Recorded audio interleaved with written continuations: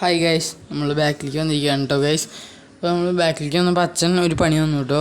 അപ്പോൾ നമുക്ക് അത് നമ്മൾ ചെയ്തുകൊണ്ടിരിക്കുകയാണ്.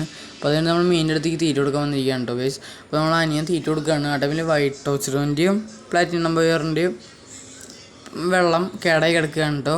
വൈറ്റ് ടോച്ചറിൻ്റെ പിന്നെ കുറച്ച് ദിവസമായി മാറ്റിയിട്ട് പ്ലാറ്റിനം നമ്പറിൻ്റെ പിന്നെ ആൽഗെ പിടിച്ചിട്ടാണ്. നല്ല വെയിലാണല്ലോ ഗൈസ്, അതുകൊണ്ട് പെട്ടെന്ന് ആൽഗെ പിടിക്കുന്നുണ്ട്.